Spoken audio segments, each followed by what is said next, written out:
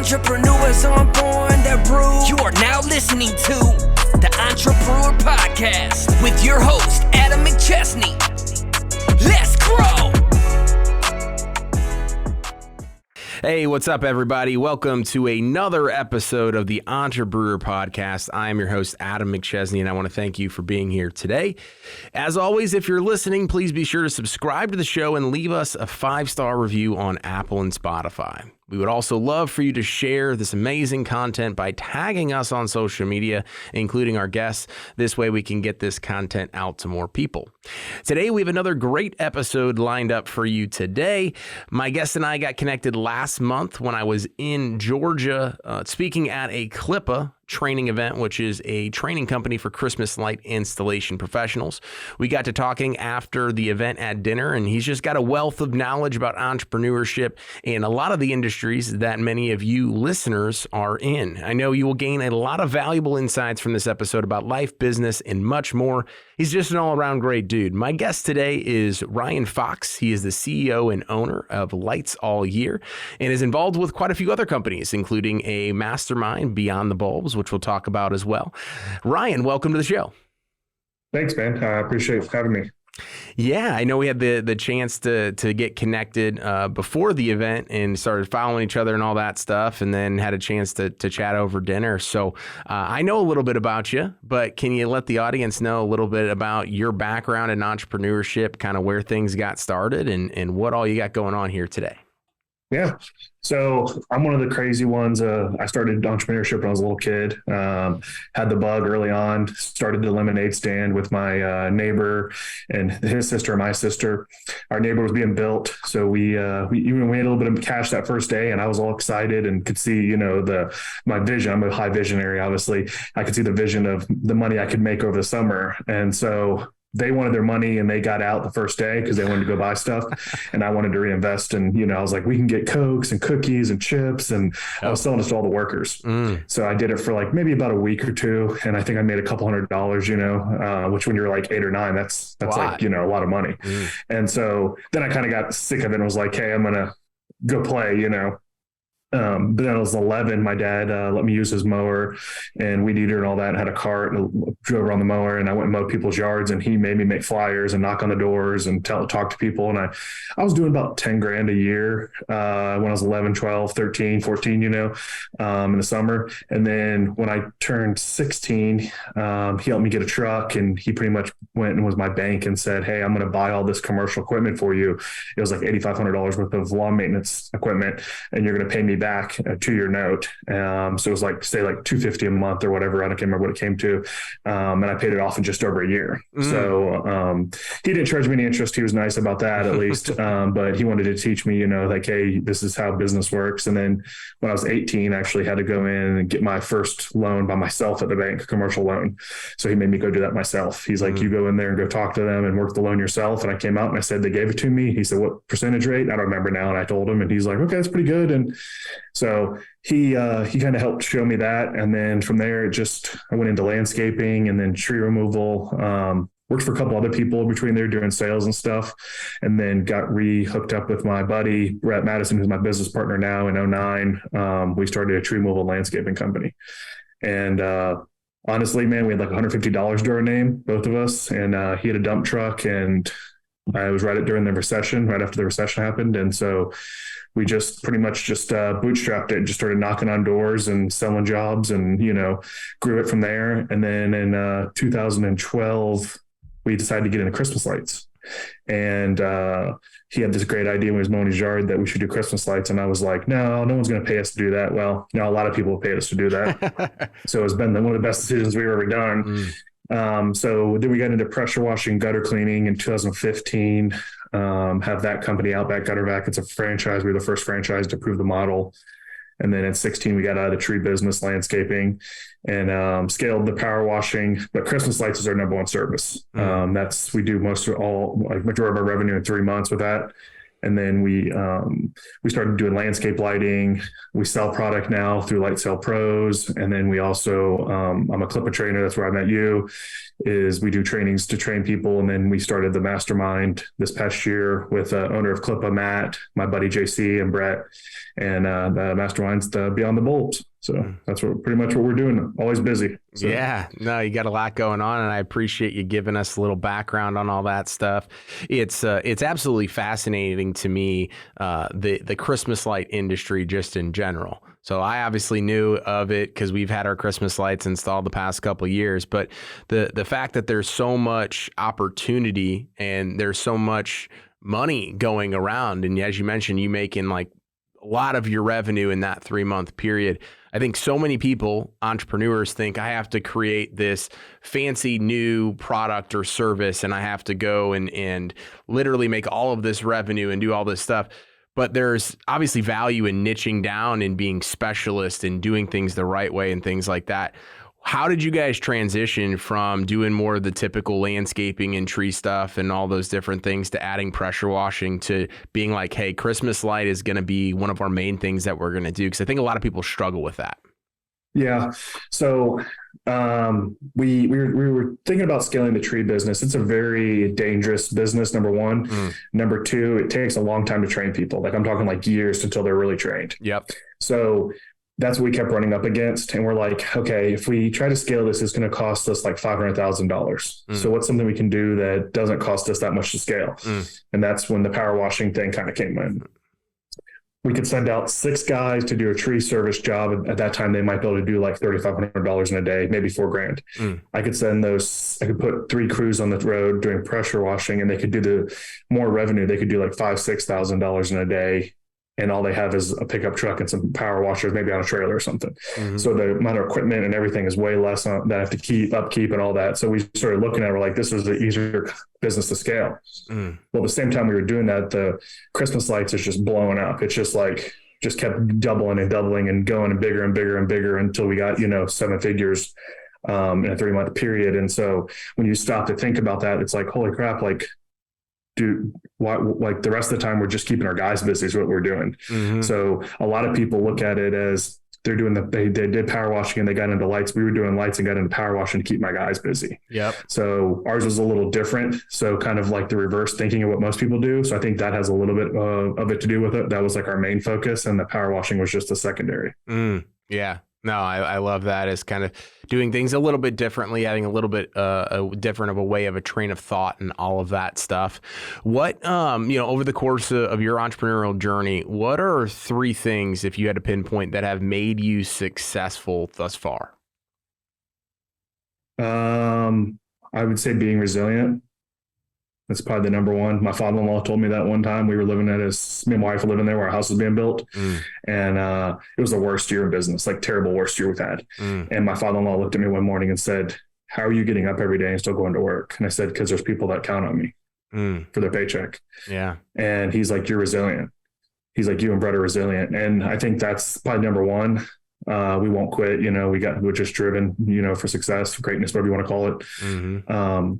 Number 2, I would say our partnership works really well because we're exact opposites. He's really good at operations. I'm really good at sales and the marketing side. And that, so doesn't mean he can't go out and sell. Doesn't mean I can't go out and do operations, but we both have our part of the business that we, really good at. So I think that's been really helpful, is having that other person. And to, as you know, and a lot of people know, entrepreneurship can be very lonely at times. So sometimes he's the only person that really gets like what's going on, the full extent, I can go home and tell my wife, but she's not involved in the business. Yes, she's there to support me and she, loves me and he's there to listen, but she doesn't really understand the, the day-to-day struggles like he does, And then number 3, I would say, is the people that we've hired. There's a quote, I'm going to probably butcher it, but it's like Zig Ziglar: you don't build a business, you hire people and you let them build a business for you. So I'm a big believer in that. I think that, me and Brett can only do so much. So it's the people that we have. And I think, instilling in them and believing in them and letting them rise to the occasion is huge as well.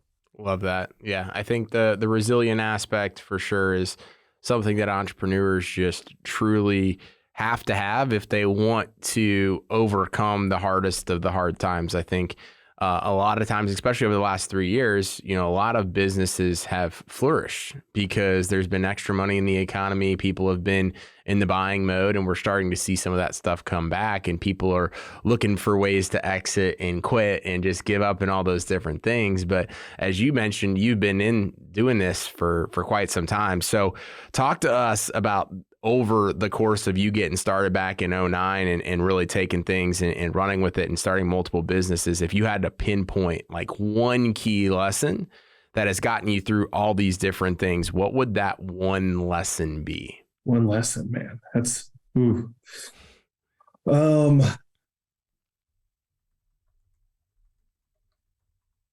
I think one lesson, man, that's a tough one. Just one in general. Sometimes in business, I think that you make your decisions with emotions, and I think you have to learn to not make your decisions with emotions. And I think early on in your entrepreneurial career, it's really tough because you're tied to that. You're wearing so many hats. So like you're really good at your craft, and so maybe you work for a power washing company, and then you go, I can go do it better. And then you're really good at power washing, right? So it's really tough for you to get off the truck. And then, but once you get off the truck, you get a second truck going and a third truck. You're like, oh my gosh, this is amazing. But you maybe should have done that 2 years earlier. But you were really good at your craft, and that was what you thought you were. So for me, it wasn't getting off the truck for that. Mine was going into sales. I wasn't going into sales full time for our company. I had a business coach, and she told me, hey, you need to go into sales full time, not trying to do sales and work on the truck. And I'm like, no, I need to. And she's like, no, you're doing a disservice to you and your company. That year we grew 73% when I went into sales full time. Yeah. I was holding our company back. I was the bottleneck. Yeah. And so I think that's what it is. I think sometimes we have to like almost take a bird's eye view back from the company, because we're so emotionally tied to it and what we're doing that sometimes we're the bottleneck. And so I think that's where it works really well to have a business partner, because sometimes you can, I tell people I've been married to Brett longer than I have my wife, and so we have that relationship and we trust each other. And if he came to me and said, dude, you need to do this, you need to do that, like I'd be like, oh shit, yeah, maybe you're right, so yeah. No, I think it's super crucial to have, whether it's business partners, coaches, things like that, environments where you can have somebody take a look at your situation and point out some of the blind spots, because it's very difficult for us as entrepreneurs to, one, see it, but two, admit it and then take action on it, which obviously you did mention. Once you focused on sales, you grew 73% year over year. When you talked about hiring that business coach, so how long, when did you hire your first business coach? Been 2000 and it was either the end of 15 or beginning of 16. I can't remember. Some right in there is when it would have been. Yeah. So what can you say to basically the practice of hiring business coaches or joining masterminds, that type of thing, and what has that done for you as an entrepreneur, but also for your businesses? Oh man, I don't think I would ever not have a business coach or of some sort, or at least a mentor. If you can't afford one, get a mentor. Yep. Find somebody that's done what you've done, but make sure they've done what you've done. Don't, there's tons of people out there that'll say they've done it, but are they actually doing it? Yeah. Or did they do it? Or so do your due diligence. I would say that. Because you look at all the greats. Michael Jordan has head coaches. Yes, he's the best basketball player of all time, but he had a coach, and so that's what you have to look at. So having a mentor or a coach, if we would have had that early on in our career when we had our tree service, man, you would laugh. When we had our tree service, we didn't even have a website. Like we were doing $500,000 in revenue during tree removal, all referrals and word of mouth. We had we were so naive. Still impressive. Very impressive. we were just busting it and just going at it. So once we realized, hey, there's an easier way. And so that's the kind of thing. And like nowadays it's so much easier with online stuff. You can have a coach that's in, the different part of the country, and you can meet with them. And so coaching, I would highly recommend that. I've been parts of probably, 3 or 4 different coaching things now. And the thing is, why people ask me, why have you had so many, is sometimes you outgrow them. Yeah. You're in a circle and you outgrow it, and you realize that you're sitting there one day and you're like, wait a second, I'm the largest company in here now by a lot. I think I might time for me to get a different one. And sometimes they can kind of overlap, you kind of, hey, I don't want to quite leave that group because I'm still getting some stuff, but I think I'm ready for this next step of this bigger one. And then masterminds are really, really good. And that's what we started is the mastermind is because we didn't want to just be coaching. We don't want it just to be us four that started it. We want it to be a collaboration of everybody in the group. So there's a lot of people in there and they have a lot of knowledge and a lot of expertise that I don't have, or JC or Brett or Matt doesn't have. So if we can come together and we bring us all together, think about what we can do. You get one of the best events I was ever at was last September with my coaching group I was in, and they rented two big cabins. It was like 20 something of us. And that was so intimate and close. And we were so vulnerable that I left there. And I was like, that was one of the best things I've ever done in my whole life. Like it just changed my whole thinking and outlook and everything. I was like, so that's kind of what we want to make with our mastermind. So that's why we decided to make it a mastermind and not just like a coaching group. Love that. And now that you're on the other side of obviously having your own business coaches and being in your own masterminds and things like that, talk to us a little bit about what that's been like when you are now kind of helping facilitate and bringing those people together now on the other side of it. Yeah. So I've always, because I've been doing the coaching for CLIPA or training for CLIPA since 2009. Well, it was for We and Crystal Lights and then transferred into CLIPA when CLIPA was started. Sure. So I've been training other people for that amount of time. And I tell people when I started it, it was fun. I enjoyed it. I'm not going to be honest. I don't make like a huge tons of money with it. I get to travel around and go to different places and meet people. And that part of it, I love. Yeah. The sales side of me, networking side of me loves that. For a long time, I'm like, man, what am I doing this? There's got to be something better and bigger than this. And I knew something was calling me somewhere, and it was to make this mastermind group. And I finally realized it now. I made all those connections over the last 8 years or whatever, doing that for a reason. Yeah. So once I did that, now I have that tribe that knows me, and I've trained them, and they've seen me and they've seen us grow our company, and they're like, hey, we want to do what he did, what JC did, what Matt's done. So, and Brett as well, being my partner. So, I think that's kind of why I had to go down that road. I think God was preparing me for that time. But I love helping other people, man. I get more jazz. Like we just turned in a $135,000 bid for a city lighting job today. And yes, I would love to get that. But if somebody I'm training called me up right now and told me they closed that, I'd be more excited for them than me. Yeah. But that's just, I love helping people. So a rising tide raises all ships. I think I say it all the time. We train people in Atlanta. I mean, you were there in Atlanta when we did the training. There were people from Atlanta, Yep. And they're not my competition. I don't mean that as a bad, mean thing. My competition was me last year or yesterday. And that's what I'm trying to be better than. I hope they do great. I'm training them to do great and, charge the right amount of money and, do great installs, because I can't do all the work in Atlanta. I mean, let's be honest, it's a huge market. Yep. So I think, some people have a closed off mindset, and I live in a growth mindset. They have a fixed mindset. I have a growth mindset and live in abundance. Yeah. So. No, I love your outlook on that. And I think it obviously has exuded into the growth that you've had in your businesses, but also in building a platform to be an authority in this space, to be able to start this mastermind because you were providing value time and time again, knowing that you're not getting much in return, but you didn't care. As you talked about, like, if you close this deal, it's great, but it's even 10 times better if somebody that you coach closes it because the impact is so much more. So I love your outlook on that. And it speaks to who you are and your character and your values, right? I think a lot of people, like literally there's coaches that are popping up and masterminds that are popping up, as you mentioned. When you're going, as somebody that's listening to this right now, go and find people that are actually doing or have already done what you want to do. So many coaches and masterminds pop up, all of the time, where somebody did it for a couple of months and thinks that they're now like this guru or that they've been an expert at doing it, but they've been doing it for such a short period of time. So absolutely do your due diligence. Ryan, as we kind of wrap up the episode here, talk to us about some things. I know obviously you have the mastermind, you have your businesses, but what are some other things that you're excited about working on, both personally and through your businesses here over the rest of the year and years to come?